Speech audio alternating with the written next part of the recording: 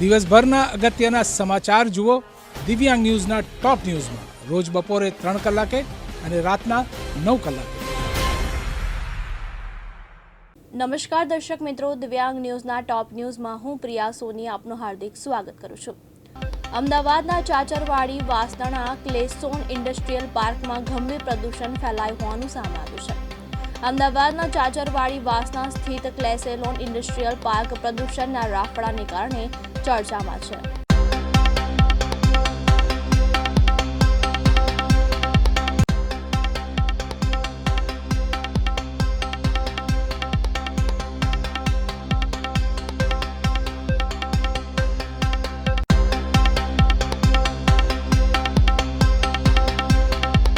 અમદાવાદમાં ચાચરાવાડી વાસણાના કલેસ્લોન ઇન્ડસ્ટ્રીઝ પાર્કમાં ગંભીર પ્રદૂષણ ફેલાવાનું સામે આવ્યું છે. અમદાવાદના ચાચરા વાસણા સ્થિત કેસ્લોન ઇન્ડસ્ટ્રીઝ પાર્ક પ્રદૂષણના રાફડાના કારણે ચર્ચામાં છે. અહીંની કંપનીઓ પર પર્યાવરણ નિયમોના ગંભીર ઉલ્લંઘનનો આરોપ છે. કંપનીઓ દ્વારા ઔદ્યોગિક કચરો ખુલ્લામાં ફેંકવામાં આવે છે. કેમિકલયુક્ત ગંદુ પાણી કોઈપણ ટ્રીટમેન્ટ વગર ખુલ્લી ગટરો કે જમીન ઉપર છોડાય છે, જેનાથી ભૂગર્ભ જળ અને પશુઓ જોખમમાં મુકાય છે. રાત્રિના સમયે કચરો અને જોખમી સામગ્રી સળગાવવાથી ઝેરી ધુમાડો ફેલાય છે, જેનાથી હવાની ગુણવત્તા અત્યંત બગડી છે. સ્થાનિકોમાં શ્વાસની બીમારીઓનો ભય વધ્યો છે. દુર્ગંધ અને પ્રદૂષણથી કંટાળેલા ગ્રામજનોએ જીપીસીબી ગુજરાત પ્રદૂષણ નિયંત્રણ બોર્ડને તાત્કાલિક મુલાકાત લઈ કાયદાનું ઉલ્લંઘન કરનારી કંપનીઓ સામે કડક કાર્યવાહી કરવાની માંગ કરી છે. જો તાત્કાલિક પગલાં લેવામાં નહીં આવે તો પર્યાવરણને કાયમી નુકસાન થવાની ભીતિ છે.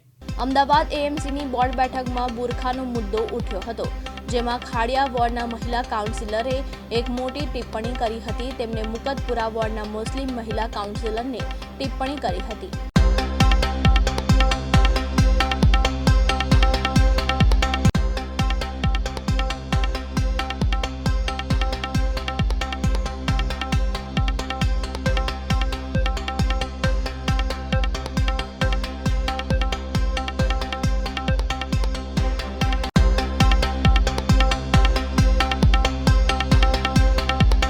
जिस तरह देखा जाए तो ये कॉरपोरेशन की सभा भरती है, ये सामान्य लोगों के प्रश्न के लिए होती है, लेकिन आज जिस तरह से बीजेपी सरकार लोगों को उनके कपड़ों से पहचानो ऐसी बातें करती है, ये चीज़ इनके एक एक लोगों के अंदर जहनों में उतर चुकी है. ये आज अहमदाबाद म्यूनसिपल कॉरपोरेशन के रनिंग बोर्ड में साबित हो चुका है.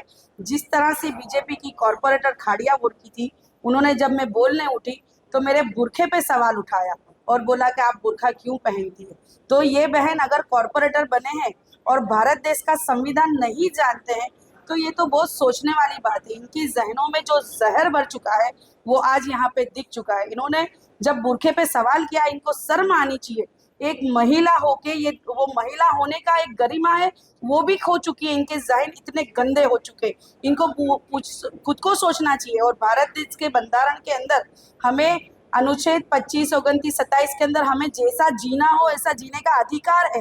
क्या कोई ये देश के अंदर कुछ धर्म के लोग हैं वो कपड़े नहीं पहनते हैं तो उनके ऊपर कोई सवाल उठता है? नहीं उठता. मैं चाहती हूँ, मैं अपने आप को सेफ रखना चाहती हूँ, इस वजह से पूरा कपड़ा पहनती हूँ. कोई बहन साड़ी पहनती है, कोई सलवार कमीज, कोई पैंट टी शर्ट. यहाँ पे भारत देश विविधता का देश है, इसमें ऐसा प्रश्न उठाना ये इनकी जहनों को, नक्काशी को बताता है. कौन क्या कमेंट? मैं उनसे नाम से तो नहीं जानती. काउंसिलर है, रनिंग काउंसिलर है, वो शायद खाड़िया वार्ड से है और महिला है. महिला ने एक महिला पे टिप्पणी करी, ये बहुत शर्मनाक चीज है चालू बोर्ड के अंदर. ના એવું કશું કઈ મારા મનમાં એવું નહોતું.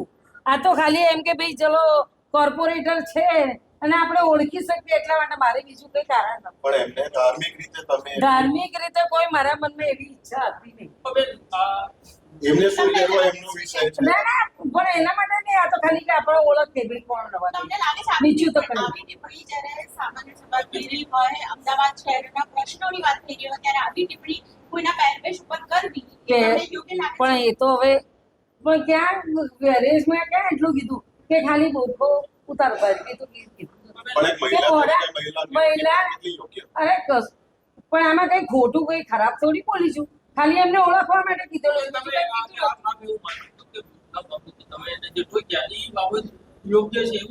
ના યોગ્ય એવું નથી કહેતી ભાઈ. એમાં એવું નહીં કે ખાલી આપણે ઓળખીએ બીજું કંઈ અચ્છા, તમે એવું માનો છો અને કે તમે બોર્ડમાં હમણાં કીધું કે હું કોઈ ખોટું નથી બોલી એટલે હું એવું પૂછું છું આપને કે તો આપણે જે આપ શું માંગો છો? બાબતે તો ઈ યોગ્ય કોમેન્ટ હતી તમારી એમ પૂછું છું. યોગી કોણ મને કેવું મનમાં હતું ને કે બેન આટલું બધું સ્વરૂપ લઈ લેશે ખાલી ઓળખવા માટે થઈને મેં કીધું મારા મનમાં કે મારે બીજો કોઈ વિચાર નથી. આટલા સમયથી આપ જોડે બી છો તો એક બે તમને ખબર જ હશે ને કે પેલા બુરકા પહેરીને જ આવે છે દરરોજ. હા? બેન, સૌથી પહેલો સવાલ તો એ થાય કે બોર્ડમાં આ રીતે તમે એવું માનો છો કે કોઈ પણ મહિલાએ બુરખા પહેરી ન આવવું જોઈએ? એવું નહીં મૂર્ખા વગર પહેરી રહ્યા ખાલી ઓળખવા માટે મેં જૂનાગઢ ખાતે વાહન ચાલક માટે રેલવે ફાટક બન્યું માથાના દુખાવા સમાન. ચૂંટણીઓ આવે તે પહેલા લોકોનો આ પ્રશ્ન ઉકેલાઈ જશે.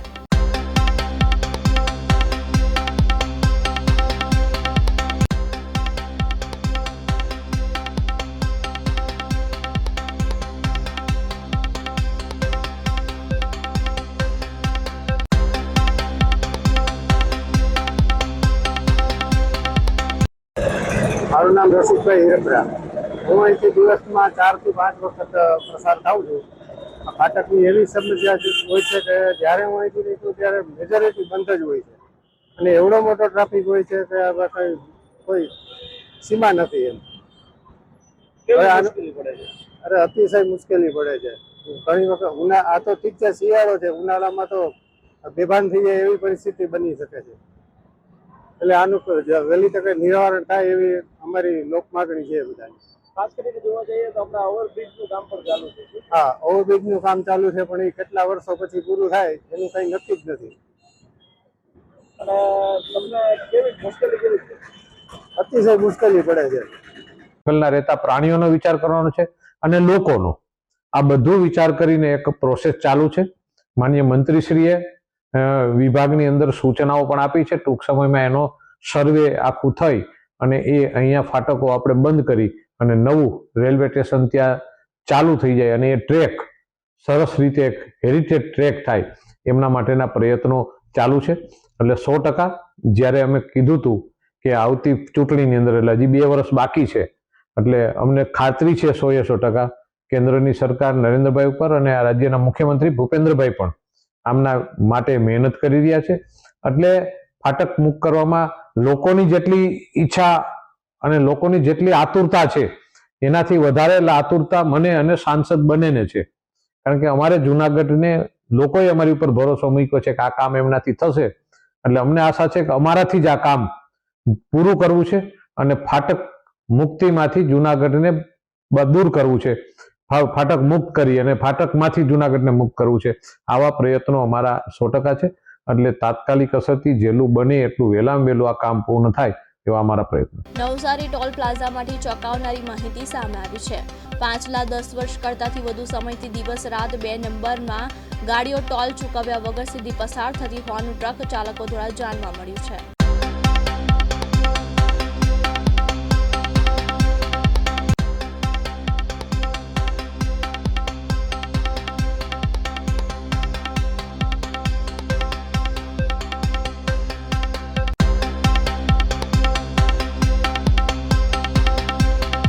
મારું નામ બિપિનભાઈ ધરમસિંહભાઈ કાસુંદ્રા, નવસારી જિલ્લા લોકલ ટ્રક એસોસિએશનના પ્રમુખ હું છું.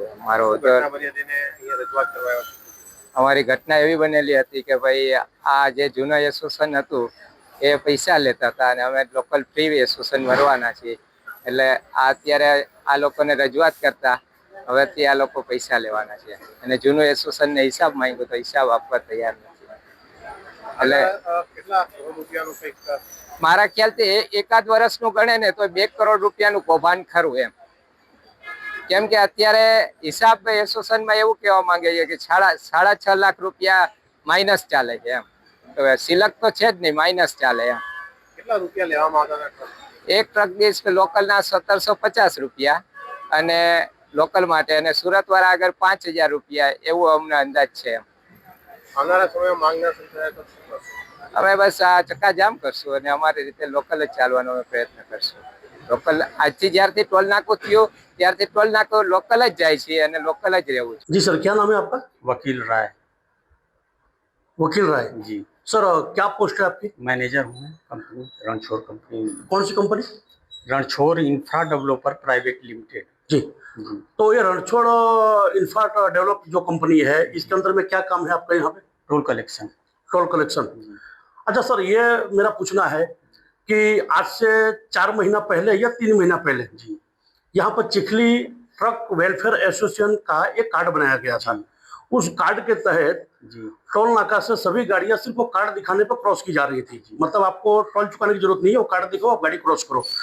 तो क्या ये वैध है? मतलब ये सही माना जाएगा? वो वैध नहीं था। हमारी कंपनी 10 अक्टूबर से आई है यहाँ, और तब से हम लीगल सब NHI को लिख के दे दिया कि ये कार्ड दिखा के गाड़ियाँ जाती हैं। उन्होंने लेटर लिख दिया कि अनवैलिड है। उन गाड़ियों से सभी से जो लोकल हैं उनसे 50% छूट पे उनसे टोल लिया जाए। तो सर, ये सरकार तो जो है, अभी कई बार नितिन गडकरी जी का भी स्टेटमेंट है कि जो लोकल है उन्हें टोल देने की जरूरत नहीं है। तो सर, इसमें क्या कहते हैं आप? जी, ये है, हमारे पास पेपर है ऑलरेडी, नेशनल हाईवे का ही पेपर है जी। इसमें आप देख लीजिए कौन सी गाड़ियों को कैसा छूट है, कितना छूट है। जी, वो पूरा है, आप ले लीजिए इसको। एक हाँ जी। कॉपी मैं आपको दे देता हूँ, ठीक है? आप इसको पढ़ लीजिएगा हाँ। और देख लीजिएगा किन गाड़ियों को कितना छूट है। अगर आपकी लोकल गाड़ियाँ हैं, नवसारी डिस्ट्रिक्ट की रजिस्ट्रेशन है और नेशनल परमिट नहीं है, तो उसको हम 50% छूट देंगे। जी, मतलब जो लोकल गाड़ियां है, नेशनल परमिट नहीं है, तो उसे 50% दिया जाए कमर्शियल में। जी। और फोर व्हीलर जो है वो 4 व्हीलर का 340 रुपए का मंथली पास है। अच्छा। और एनुअल पास है 3000 में 200 ट्रिप ऑल इंडिया में। जी, मतलब वो भी फ्री नहीं है जो लोकल?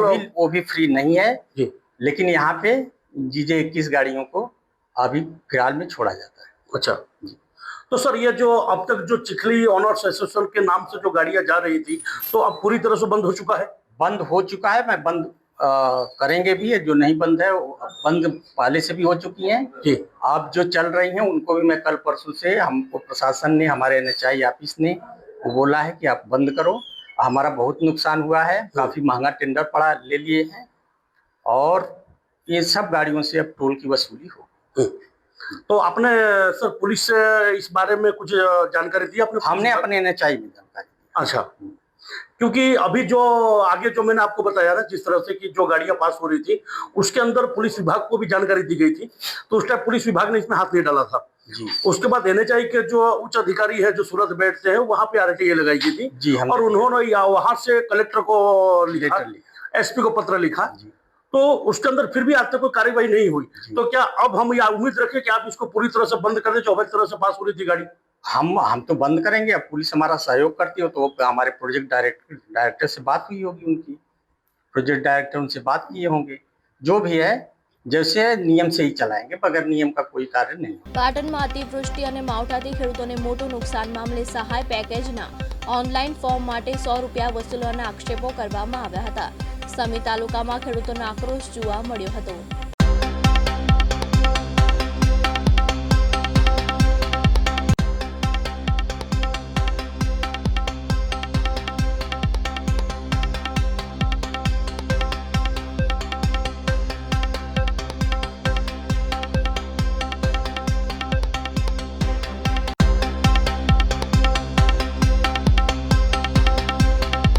વિનોદભાઈ અર્જણભાઈ ઠાકોર, ગામ બાબરી ને ફોર્મ ભર્યા ઘોષના ઓફિસ છે એ બધા ગામના બાબરીને ફોર્મ ભરવા જતા હતા, તો હું એમના હારે ગયો તો હું ઉતાવળમાં હતો, ભાઈએ મને કીધું મને કે તમારું કામ થઈ જશે, 100 રૂપિયા આલો અને ફોર્મ આપી દો, પછી જરૂર પડશે તો તમને બોલાવશું।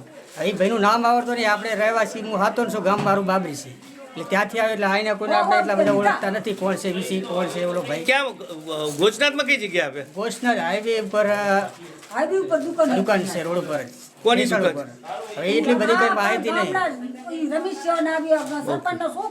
અરે આ જે પાક સહાયની ફોર્મ ભરવાના હતા, કોણે પૈસા લેતા અમારા ભાઈથી? વીસી લીધા। કેટલા રૂપિયા લીધા? 100 રૂપિયા। શું કોણ વીસી કોણ હતો? વીસી વરિયાર સરપંચનો છોકરો। કયા સરપંચ? રમેશ? હા, કેટલા જણના લીધા છે? 100 રૂપિયા લીધા। આખા ગામના ના 100 પણ એ તો ના પાડે છે। ઈ તો ના પાડે, આવે ને કેવા ગામમાં આવે તો ખબર પડે। શું નામ તમારું? નાનુબેન। માગવાનો મારો એક જ હેતુ હોય હા, પણ ભરેલું છે, તમે માગો તો 26 પછી એપ્રિલ થી માગો ને। હા, ભરેલો હોય તો સાહેબ મારે દેવાની જરૂર કઈ બતાવે તો એમને કેમ પ્રશ્ન મેં થતો? પાવતી જોઈ જ નથી એમ WhatsApp में मैंने ले તમે ક્યારે મૂકી હતી WhatsApp માં? તમે ક્યારે ચાર્જ સંભાળજો? મહેસાણા શહેરમાં તક્ષશિલા વિદ્યાલયમાં વિદ્યાર્થીને 2 શિક્ષકે માર માર્યો હોવાની ઘટના સામે આવી છે.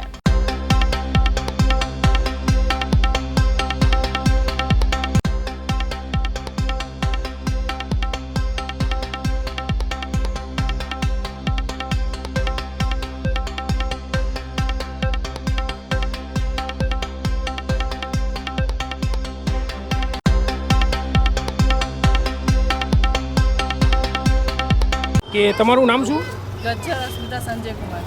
બેન, કઈ સ્કૂલ દ્વારા માર મારવામાં આવ્યો છે અને એ વિદ્યાર્થીના શિક્ષકનું નામ શું છે? ભાવેશભાઈ સાહેબ મકવાણા ઉટકના છે, એમને માર્યું છે. ક્લાસ ટીચર છે ચિરાગ સર. શા માટે માર મારવામાં આવ્યો હતો? બસ એ બીજા એના ફ્રેન્ડને બોલતા હતા સાહેબ, અને ખાલી આ મારો બાબો એમ વચ્ચે ખાલી એમ બોલે કે બુડા તને ખબર નથી પડતી, બસ એટલું બોલે. એમાં કે વચ્ચે કેમ બોલે, એમાં 3-4 લાફા ગાલ ઉપર મારી દીધા.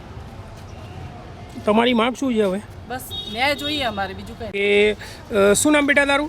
ગજ્જર ઇદમ સંજય કુમાર. કઈ સ્કૂલ દ્વારા તને માર મારવામાં આવે છે અને કયા શિક્ષક દ્વારા માર મારવામાં આવે છે? તક્ષશિલા વિદ્યાલય મહેસાણા 2. તને કયા શિક્ષક દ્વારા માર મારવામાં આવ્યો હતો અને શા માટે માર મારવામાં આવ્યો હતો? ચિરાગ સર અને ભાવેશ સર મકવાણા. શા માટે માર મારવામાં આવ્યો હતો? હું મારો ફ્રેન્ડ મસ્તી કરતો હતો અને તે મારા સાહેબ તેને બોલતા હતા, વચમાં વાતમાં હું બોલ્યો, તેથી મને મારવામાં આવ્યો. ક્યાં માર્યો છે? ગાલ ઉપર. આ બંને સાહેબમાંથી કયા સાહેબે તમને લાફો મારેલો હતો? ભાવેશ સર મકવાણા. 21 નવેમ્બરની સાંજે 7:15 વાગ્યાની આસપાસ સુરતના સરથાણામાં એક શોપિંગ કોમ્પ્લેક્સના 9મા માળે આવેલા ચાય પાર્ટનર કાફેમાંથી ફિઝિયોથેરાપી ડોક્ટરે નીચે કૂદી આપઘાત કરી લેતા ચકચાર મચી ગઈ હતી.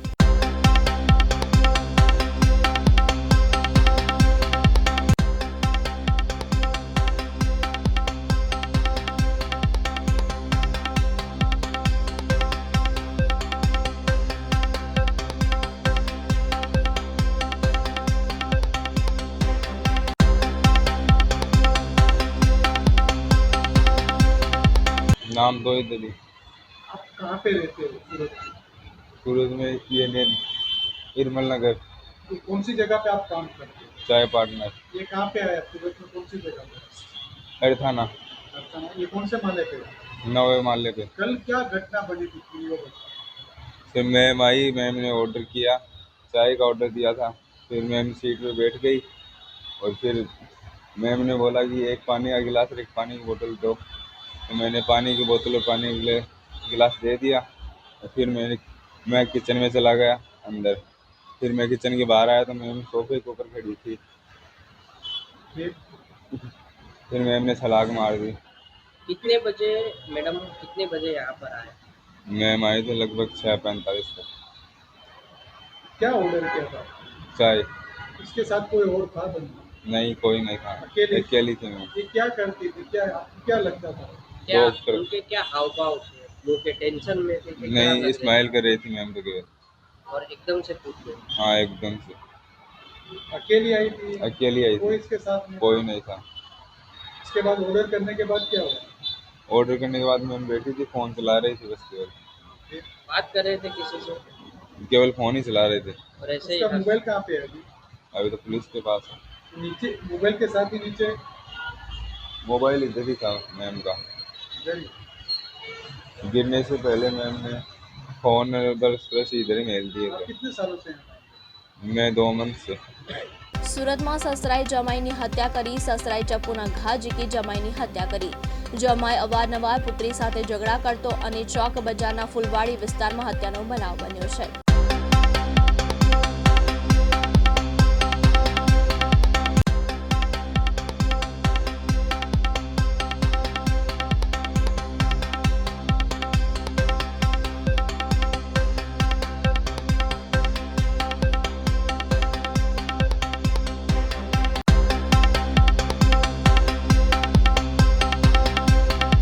ગઈકાલે ચોકબજાર પોલીસ સ્ટેશન વિસ્તારમાં આવેલ નહેરુનગર ઝૂંપડપટ્ટી છે, તેમાં સસરાએ પોતાના સગા જમાઈને ચપ્પુના ઘા વડે મારી દીધું. કારણ જાણવા એવું મળ્યું કે જે જમાઈ છે એ એની વાઈફ જોડે અવારનવાર ઝઘડો કરતો હતો અને કૌટુંબિક કારણ હતું, તેના લીધે સસરાએ ઉશ્કેરાઈને જઈને જમાઈને ચપ્પુથી મારી દીધું છે.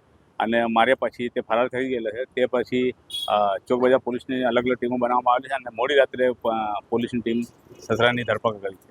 સર, કારણ બેસિકમાં શું આવ્યું છે ઝઘડાને કારણ શું હતું? એ લોકોનું પેલું કૌટુંબિક વિવાદ એવું હતું કે ભાઈ પૈસાને લેતી દેતી નહોતું અને એ અવારનવાર જે સસરા છે કંઈ કમાતો નહોતો અને એની વાઈફ જે છે એને સસરાને પૈસા આપે એવું એના વરને કહેતી હતી, જેનાથી એ લોકોનો અવારનવાર કૌટુંબિક ઝઘડો થતો હતો.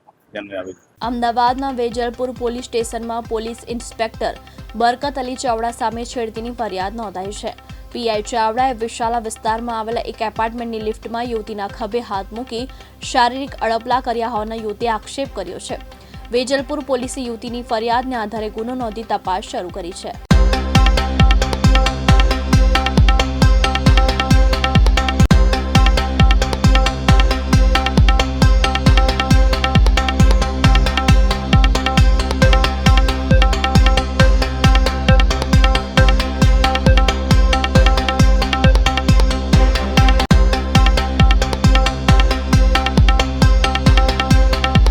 એમાં એવું છે 20 તારીખે વેજલપુર પોલીસ સ્ટેશનમાં એક ફરિયાદ દાખલ કરવામાં આવેલી છે. ફરિયાદ છે છેડતીની છે. એમાં એવું છે કે એલિકોન ટાવર વિશાલા પાસે આવેલું છે, બસ સી બ્લોકમાં ફરિયાદી રહે છે. એ સાંજે એમના મામાના ઘરે જવા માટે એ બ્લોકમાં લિફ્ટમાં બેઠેલા એ વખતે આરોપી અને બીજા 2-3 માણસો બેઠેલા અંદર હતા. પછી બીજા માળે જે આરોપીઓ જે અન્ય ઈસમો હતા એ ઉતરી ગયેલા અને આરોપી અને બંને ની લિફ્ટ ઉપર ગયેલી વખતે ત્રીજા માળે ફરિયાદીને ઉતરવાનું હતું, પણ આરોપીએ એ જે લિફ્ટ છે એ બંધ કરી દીધેલી અને ત્યારબાદ 9મા માળે ગયેલી અને એ દરમિયાન જે ફરિયાદી છે એની સાથે શારીરિક અડપલા થયેલા. ત્યાર પછી 9મા માળેથી પાછી નીચે આવેલી અને એ જે 6ઠ્ઠા માળે છે એ આરોપી ઉતરી ગયેલ અને ત્યારબાદ જે ફરિયાદી છે એણે મામાના ઘરે વાત કરતા તેઓ 181માં ફોન કરી બોલાવેલ અને ત્યારબાદ પોલીસને જતા પોલીસે ફરિયાદ નોંધેલી છે. આ કામે તપાસ ચાલુ છે. રાજ્યના ડીજીપીએ 100 કલાકમાં છેલ્લા 30 વર્ષમાં ગંભીર ગુનાને અંજામ આપી ચૂકેલા આરોપીઓનું ચેકિંગ કરી રિપોર્ટ આપવા સૂચના આપી હતી, જે અંતર્ગત અમદાવાદ ગ્રામ્ય પોલીસ દ્વારા ગ્રામ્યના 960 આરોપીઓનું ચેકિંગ કર્યું હતું.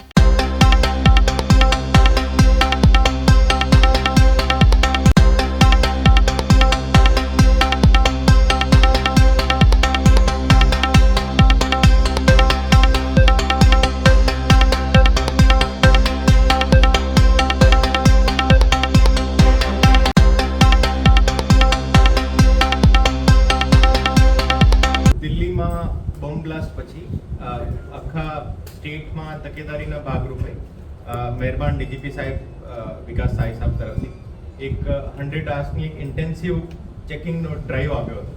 આ જે ચેકિંગ હતી આ ચેકિંગ ટોટલ 6 ટાઈપના જે એક્યુઝ છે જે 6 ડિફરન્ટ એક્ટ્સમાં સંકળાયેલા હોય એની સઘન ચેકિંગ કરવામાં આવી હતી.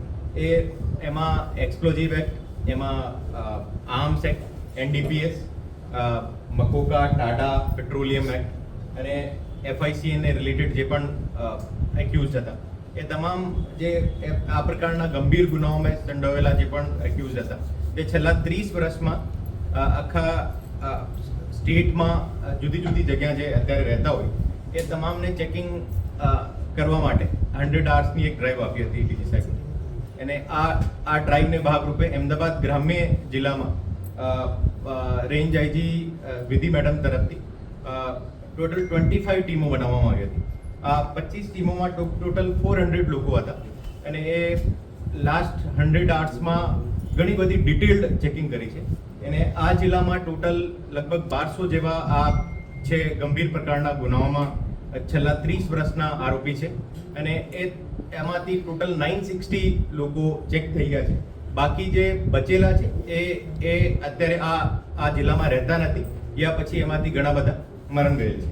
આ જે ઇન્ટેન્સિવ જે ડ્રાઈવ હતી એમાં total 4 DYSP, 25 police inspectors, 52 police sub inspectors અને 330 પોલીસ કર્મચારીઓ આમાં સામેલ હતા. ઓર એને સાથે સાથે આ બોમ્બ બ્લાસ્ટની તકેદારીના ભાગરૂપે આ ડિસ્ટ્રિક્ટમાં ઘણી બધી હોટલો ચેક કરવામાં આવી હતી. ઓર એને સાથે સાથે અમે અહીંયા જે જૂના વ્હીકલની જે લેવેચ કરતા હોય એ તમામ પ્રકારની દુકાનો પર જે અમે વાચ ગોઠવેલી છે. આ ડ્રાઈવ દરમિયાન એનો જે તમામ જે જૂના આરોપી હતા એનો એક ડોઝિયર બનાવવામાં આવ્યો છે. એને ડોઝિયરનો મતલબ છે કે એની જે તમામ પ્રકારની માહિતી અત્યારે વર્તમાનમાં ક્યાં રહે છે, કોઈ ગુનાઓમાં અત્યારે એ 6 ઓફેન્સીસના અલાવા કોઈ બીજા કોઈ ગુનાઓમાં સંડોયેલો છે કે, અત્યારે એની ફેમિલીમાં કોણ કોણ છે, એનો વ્યવસાય શું છે, એની કોઈ બીજી કોઈ ગેરકાયદેસર પ્રવૃત્તિ છે. તો આ રીતે એ જે આજે ડ્રાઈવનો જે મુખ્ય ઉદ્દેશ્ય હતો કે એનો એક ડોઝિયર અપડેટ થાય અને લોકલ પોલીસને ખબર હોય કે આ જે ગંભીર પ્રકારના ગુનાના આરોપી છે એ કોણ છે, એને ખરેખર કોને ઇન્ફ્લુઅન્સ કરી શકે છે યા કોને આ પ્રકારના ગુના આચરવા માટે પ્રેરિત કરી શકે છે. આ તમામ પ્રકારની માહિતી આ ડ્રાઈવ દરમિયાન ભેગી કરવામાં આવી છે.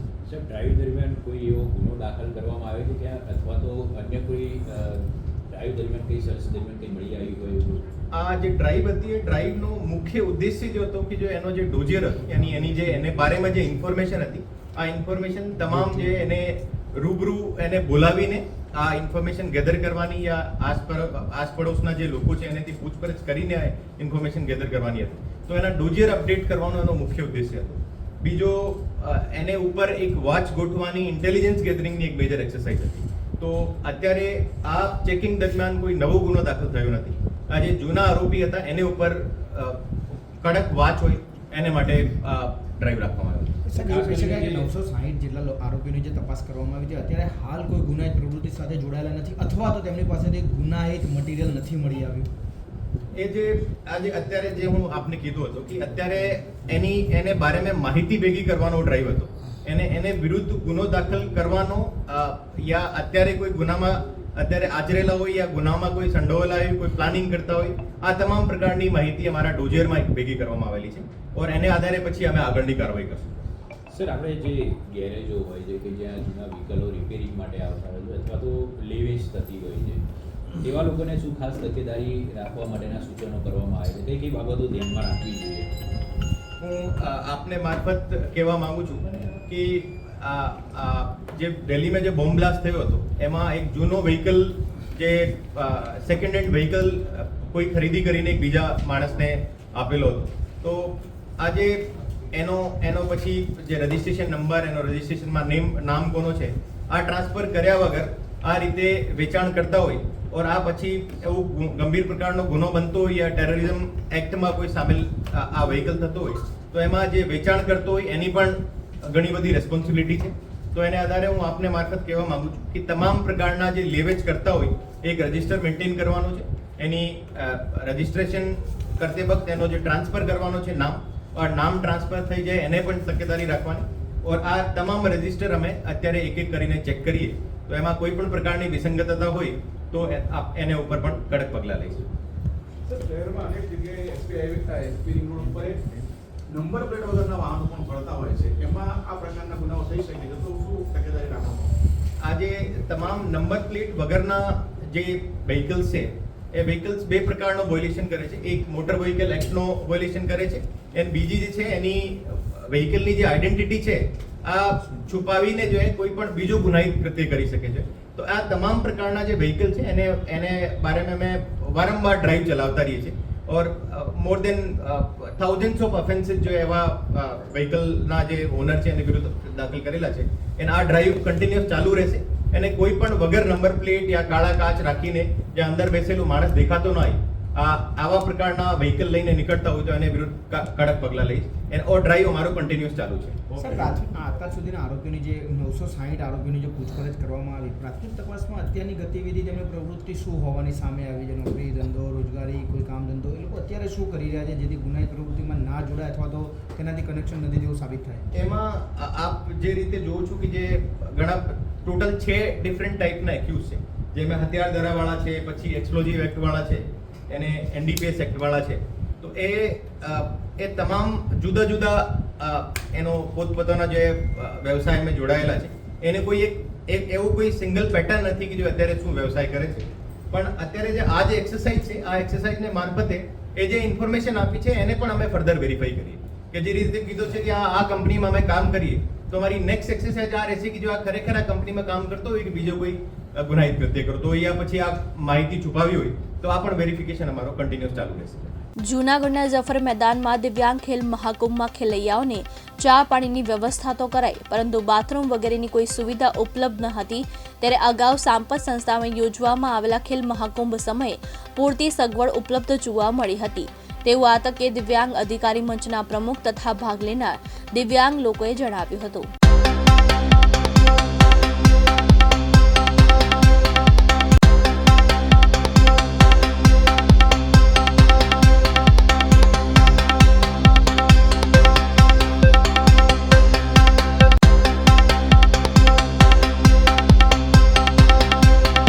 હું કોરાટ રમેશ. આજે જે ખેલ મહાકુંભ વિકલાંગો માટેનું આયોજન જે જૂનાગઢની અંદર કરવામાં આવ્યું, જે જફર મેદાનમાં કરવામાં આવ્યું, ત્યાં આમ તો સુવિધા બધી હતી, ચા પાણી નાસ્તાની આ તે, એમાં કોઈ નો ડાઉટ નો પ્રોબ્લેમ. પણ જે મૂળ જગ્યાએ જે થતી હતી કે સાંપ્રત એજ્યુકેશન જે ટ્રસ્ટવાળા જે આયોજન કરતા હતા, એમાં અમારે એક ટૂંકમાં જે ખેલ જે કંઈ પૂરો થયો હોય, રમત પૂરી થઈ હોય તો વૃક્ષની નીચે ચાયડે બેસી રહેતા હતા, થોડાક બાકડોને સુવિધા હતી, પ્લસ કે જે બાથરૂમ જવા માટે વિકલાંગોને અહીંયા દૂર પડ્યું છે બહુ. તો આવનારા દિવસો એટલે આવનારા વર્ષની અંદર જો સાંપ્રત એજ્યુકેશન ટ્રસ્ટમાં જ જો આ કરવામાં આવે તો તમામ વિકલાંગો માટે વાતાવરણથી માંડીને બેસવાથી માંડીને બાથરૂમથી માંડીને તમામ જગ્યા અનુકૂળ હતી. એટલે મારી એક વિકલાંગ તરીકે એવી માગણી છે કે ખરેખર આવનારા દિવસોમાં આવતી સાલ આ ખેલ મહાકુંભ જો રમાય તો સાંપ્રત એજ્યુકેશનમાં રમાય એવી લગભગ વિકલાંગોની લાગણી છે. તો આવનારા દિવસોમાં એ કરવામાં આવે. નમસ્કાર.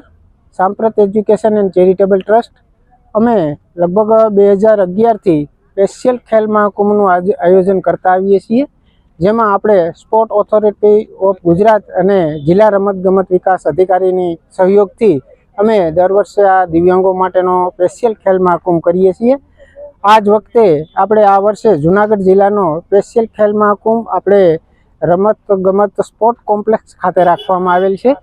અહીં આ દિવ્યાંગોને તમામ સુવિધા મળી રહે તે માટે અલગ અલગ ગ્રાઉન્ડની વ્યવસ્થા ખૂબ જ સારી રીતે કરવામાં આવી છે અને ગ્રાઉન્ડ પણ ખૂબ સારું બનાવવામાં આવેલ છે, જેથી દિવ્યાંગોને સારી સુવિધા મળી શકી છે. અને આજે દિવ્યાંગો લગભગ 280 જેટલા દિવ્યાંગોએ ભાગ લીધેલો છે.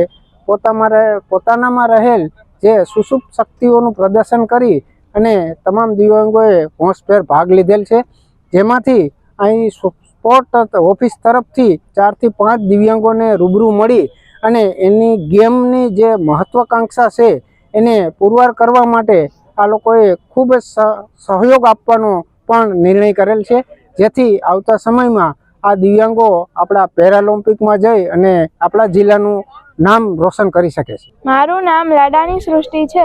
હું જુનાગઢથી આવેલી છું. હું જફર મેદાનમાં ખેલ મહાકુંભમાં આવું છું. મારું ભાલા ફેંક અને ચક્ર ફેંકમાં પ્રથમ નંબર આવેલ છે ને આ વખતે 2025માં ભાગ લીધેલો છે. અને આ કોમ્પ્લેક્સમાં મને ખેલકૂદ માટે મજા આવી છે. હું રોજથી પ્રેક્ટિસમાં આવું છું. આવીશ. મારું નામ રાઠોડ ડાયાભાઈ અમીરભાઈ. હું દિવ્યાંગ અધિકાર મંચ સ્વૈચ્છિક સંગઠન ચલાવું છું. અત્યારે અમે આ મેદાનમાં રમવા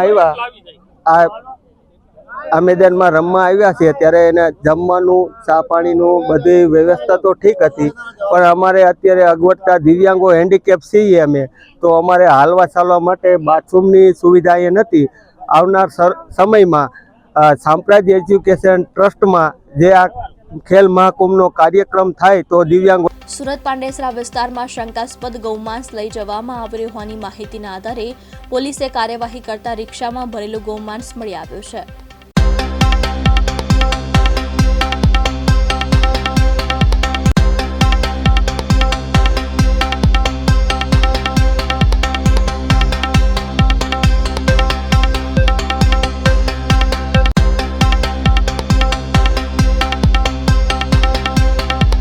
સુરત પાંડેસરા વિસ્તારમાં શંકાસ્પદ ગૌમાંસ લઈ જવામાં આવી રહ્યું હોવાની માહિતીના આધારે પોલીસે કાર્યવાહી કરતા રિક્ષામાં ભરેલું ગૌમાંસ મળી આવ્યું છે.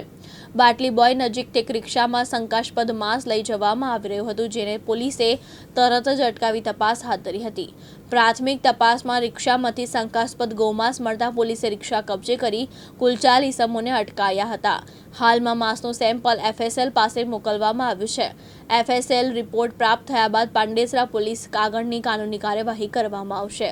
ભરૂચ જિલ્લાના ઝઘડિયા તાલુકાના ઉમલ્લા પાસે આવેલા RPL કંપનીના સ્ટાફ ક્વાર્ટરમાં ચોરીની ઘટના બની. ચોરીસમ દરવાજાના નકુચા તોડી ચોરી કરી ફરાર થયો હતો.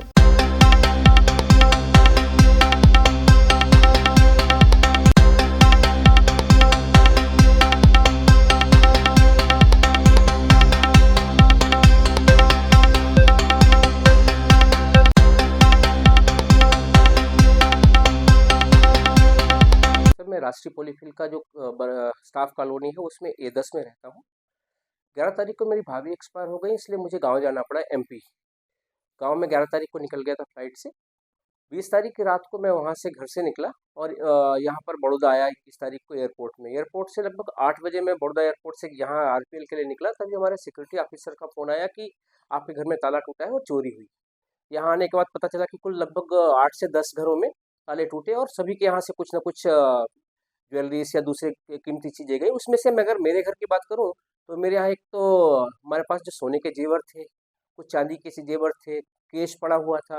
ऐसा कुल मिला के चांदी के कुछ एक बड़ा पायल था लगभग 150 ग्राम का, 100 ग्राम के लगभग 3 पायल और थे चांदी के. इसके अलावा हार था, मंगलसूत्र 5 थे, कान के झुमके और कुंडल था और अंगूठी थी, एक मेरी अंगूठी थी, एक बच्ची की अंगूठी थी.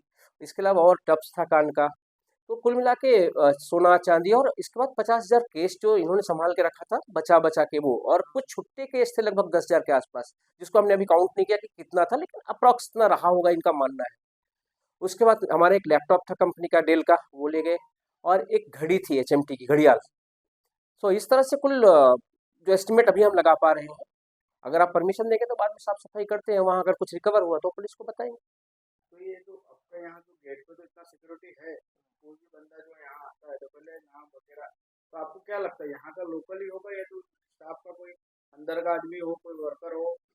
सर अप्रोक्स में क्या लगता है? अब इस चीज़ को तो बता पाना मेरे लिए भी टफ है कि अंदर के हैं कि बाहर के हैं, लेकिन इतना तो लगता है कि शायद लोगों को खबर तो होगी या कि हमको किस तरह से प्लान करना है, किस घर में ताले लगे हुए हैं, जो कि जिन घरों में ताले लगे थे उनको ही उन लोगों ने तोड़ा है. નર્મદામાં BLO સાથે થઈ રહેલા દુર્વ્યવહાર સામે કર્મીઓનો રોષ ભભૂક્યો છે. આંગણવાડી અને શિક્ષક કર્મચારી પાસેથી શિક્ષણના ભોગે ફરજિયાત કામગીરી સોંપાતા કર્મચારીઓ પરેશાન થઈ રહ્યા છે. શિક્ષણની કામગીરી ખોરવાતા કર્મીઓમાં રોષ ભભૂક્યો હતો.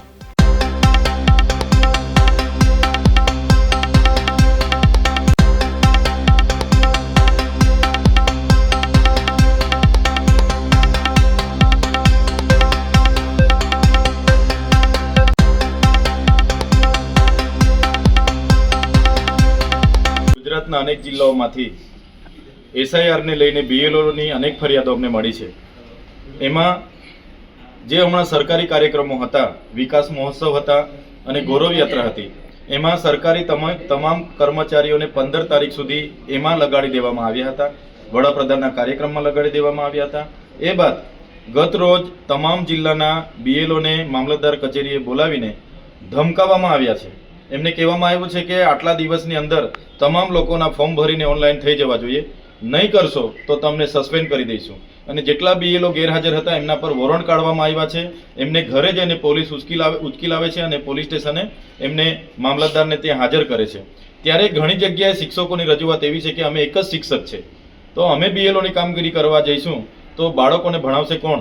અને ઘણી આંગણવાડી બહેનો BLO તરીકે એમની બળજબરીથી કામગીરી એમને કરાવવામાં આવે છે. ત્યારે એમનું કહેવું છે કે અમે આંગણવાડી કેન્દ્ર ચલાવીએ કે BLOની કામગીરી કરાવવા જઈએ. નાના નાના ભૂલકાઓને અમારે હાચવવાના કઈ રીતના? ભૂલકાઓ રોડ પર દોડી જાય, કોઈ વાહનની અડફેટે આવી જાય તો એની જવાબદારી કોણ? ત્યારે સરકારની જે તાનાશાહી છે એ સરકારી કર્મચારીઓ પર આજે બળજબરીપૂર્વક જે કામ કરાવવાની રીત છે એનો અમે સખત વિરોધ કરીએ છીએ. જો તમારે આંગણવાડીઓ પર આટલું મોટું કામ કરાવવું હોય તો નામદાર હાઈકોર્ટે 2 વખત ઓર્ડર કર્યા છે કે એમને કાયમી કરવામાં આવે, 24,600 રૂપિયા દર મહિને પગાર આપવામાં આવે. કેમ સરકાર આપતી નથી?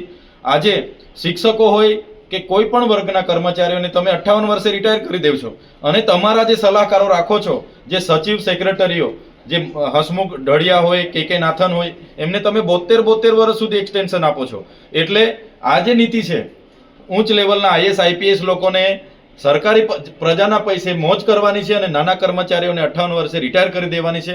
એમની કોઈ સલામતી નથી. એમને જે પેન્શન છે જૂનું પેન્શન યોજના એ પણ બંધ કરી છે, એ પણ લાગુ કરો ને કર્મચારીઓ પર આવી રીતના કામ જે કરાવવામાં આવે છે એ ખૂબ જ ગંભીર બાબતો છે. ત્યારે અમે બધા અમારા બૂથ લેવલના એજન્ટોને કીધું છે કે BLOને કામગીરીમાં મદદરૂપ થજો અને સહકાર આપજો અને એમના કામમાં મત રક્ષકની ભૂમિકામાં અમારા લોકો રહેવાના છે. સાહેબ આ સવારમાં બેહાડા 7 વાગ્યાના આ લોકોને હવે કામગીરી નેટ ચાલતું નથી.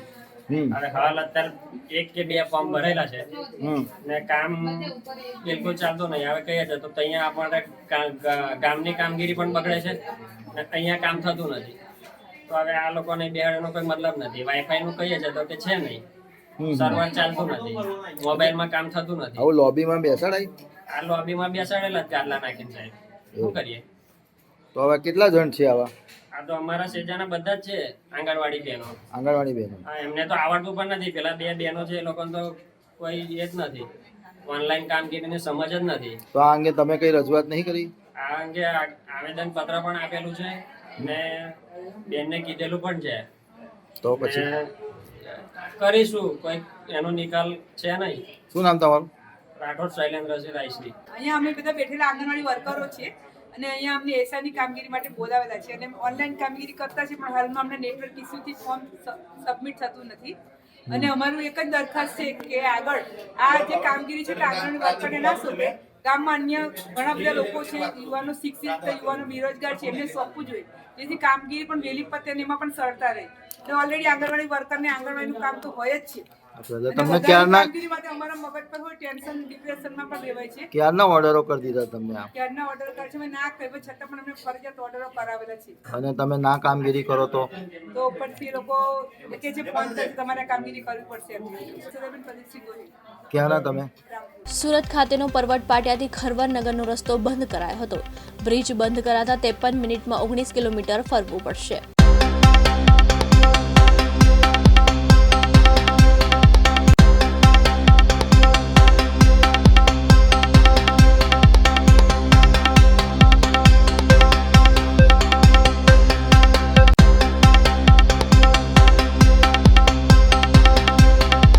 સુરત શહેર ખાતે મેટ્રો રેલની કામગીરી ચાલી રહી છે, ત્યારે આપણે જોઈએ કે કામકાજ Gujarat metro rail corporation limited દ્વારા હાથ ધરવામાં આવ્યું છે. ત્યારે પરવટ પાટિયાથી ખરવરનગર જંકશન મેઇન રોડ ઉપર મેટ્રો ફેઝ કોરિડોરનું 2CS6 પેકેજનું અનુસંધાનની કામગીરી દરમિયાન જે આ ખરવરનગર પાસે જે રોડ બંધ કરવામાં આવી રહ્યા છે, ત્યારે આપણે ક્યાંક ને ક્યાંક જે આંજણા ફાર્મ ઓવરબ્રિજ ઉપર જે પોર્ટલ પિલર છે તે બાંધકામ માટે સપોર્ટ માટે બનાવવામાં આવેલા લોખંડના સ્ટીલના સપોર્ટ સ્ટ્રક્ચરનું કામ પૂર્ણ થતાં વૈજ્ઞાનિક ઢબે જે સ્ટ્રક્ચર ખસેડવાની જરૂરિયાત હોય, આ સ્ટ્રક્ચર ખસેડવા માટે ઓછામાં ઓછા 24 કલાકનો સમય લાગે તો તેમ હોય. નાગરિકો તથા કામગીરીનો સલામતી માટે સમ્રાટ સ્કૂલ જે આવેલી છે તે સમ્રાટ સ્કૂલથી આગળનો જે ખરવરનગર જતો જે રસ્તો છે તે બંધ કરી દેવામાં આવ્યો છે. ત્યારે આપણે રિજન 1 DCP સાહેબ આપણી સાથે છે, આપણે તેમની સાથે વાત કરીશું કે સાહેબ કઈ સાઈડનો રસ્તો બંધ કરવામાં આવેલો અને કેટલા ટાઈમ માટે? અત્યારે લિંબાયત વિસ્તારમાં જે સમ્રાટ સ્કૂલ 4 રસ્તાથી ખરવરનગર તરફ જે રોડ જઈ રહ્યો છે, ત્યાં આંજના ઓવરબ્રિજની ઉપર જે મેટ્રોનું કન્સ્ટ્રક્ટિવ કામ ચાલતું હતું એ પૂરું થયેલું છે. એટલે એનું જે સ્ટ્રક્ચર જે ઉતારવાનું કામ 24 કલાક ચાલે એવું છે, એના માટે આજે શનિવારે રાત્રે 10 વાગ્યાથી લઈ અને સોમવારે વહેલી સવારે 4 વાગ્યા સુધી એક તરફનો માર્ગ બંધ કરવામાં આવેલો છે. જો વહેલું કામ પૂરું થશે તો આ માર્ગ વહેલો ખોલી નાખવામાં આવશે. જેથી કરીને મારી નાગરિકોને નમ્ર વિનંતી છે, આ અંગે જાહેરનામું પણ બહાર પાડવામાં આવેલું છે કે પર્વત પાટિયાથી ભારે વાહનો, બસ વગેરે અંદર આવવું નહીં ખરવરનગર તરફ, અને જે નાના વાહનો છે એ લોકોએ કેશવનગર 4 રસ્તા અને સમ્રાટનગર 4 રસ્તાથી ડાયવર્ઝન લઈ લેવું, જેથી કરીને આગળ નહીં જઈ શકાય તો કોઈ ટ્રાફિકમાં ફસાય નહીં. આપણે ક્યાંક ને ક્યાંક જઈએ કે જે હાઈવે તરફથી પણ જે વાહનો આવતા હોય જે પર્વત પાટિયાથી સીધા સલાબતપુરા થઈને એરપોર્ટ તરફ જઈ શકે છે, ત્યારે આપણે જે રેશમા સર્કલ છે ત્યાંથી કાંગારૂ સર્કલ થઈ અને મહારાણા પ્રતાપ ચોક થઈને એરપોર્ટ તરફ જઈ શકે છે. પણ ખાસ કરીને આજે રાત્રે 10 વાગ્યાથી લઈ અને સોમવારે સવાર સુધી ખાસ એ રસ્તા પર કોઈ ચાલુ નહીં તેવું જાહેરનામું આપવામાં આવ્યું છે. જી કાનાભાઈ મેર, દિવ્યાંગ ન્યૂઝ, સુરત. આ હતા આજના મહત્વના સમાચાર. વધુ સમાચાર માટે જોતા રહો દિવ્યાંગ ન્યૂઝ.